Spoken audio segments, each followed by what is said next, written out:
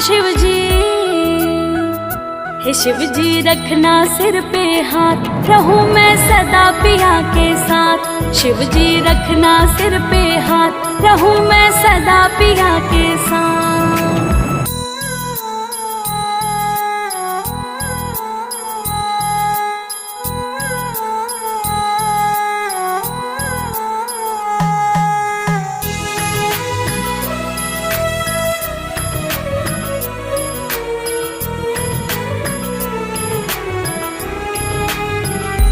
जब तक गंगा जी में पानी रहे, साजन तेरे